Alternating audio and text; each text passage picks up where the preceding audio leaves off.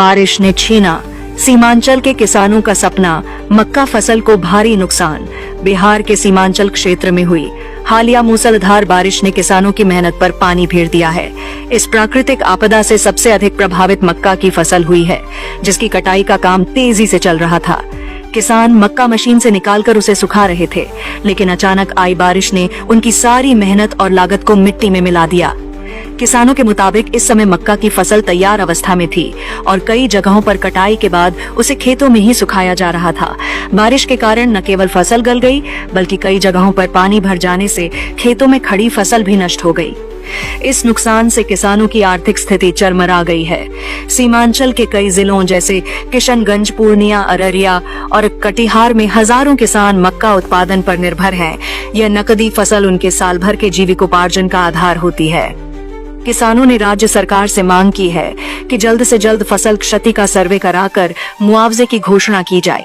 इसके अलावा केंद्र और राज्य सरकार से यह भी आग्रह किया जा रहा है कि किसानों के कृषि ऋण को माफ किया जाए, ताकि वे दोबारा खेती के लिए खड़े हो सकें।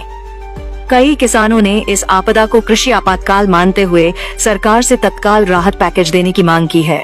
यदि समय रहते कोई कदम नहीं उठाया गया तो सीमांचल के हजारों किसान भारी संकट में पड़ सकते हैं। सीमांचल की धरती इन दिनों आंसुओं से भीगी हुई है। ये आंसू आसमान से नहीं, उन किसानों की आंखों से बह रहे हैं जिनकी मेहनत, उम्मीदें और पूंजी एक ही बारिश में बह गई। खेतों में तैयार मक्का की सुनहरी बालियां जब कटाई के लिए झुक रही थीं, तभी कुदरत ने ऐसा कहर बरपाया कि सब कुछ मिट्टी में मिल गया। मक्का जैसी नकदी फसल पर आश्रित हजारों किसान दिन रात मेहनत कर रहे थे। कुछ मक्का मशीन से निकालकर सुखा रहे थे, कुछ अभी भी खेतों में लगे थे। लेकिन बारिश ने न केवल फसल को नष्ट किया, बल्कि उन सपनों को भी बहा ले गई जिन्हें किसानों ने पूरे मौसम संजोया था।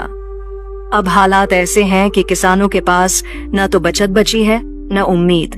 बस एक आस है। सरकार से राज्य और केंद्र सरकार को चाहिए कि इस आपदा को गंभीरता से लेते हुए तत्काल फसल क्षति का सर्वे कराए और मुआवजे की घोषणा करे। साथ ही जिन किसानों पर कर्ज का बोझ है, उनके ऋण माफ कर राहत दी जाए। यह सिर्फ आर्थिक संकट नहीं, यह किसानों की अस्मिता और जीवन का संकट है।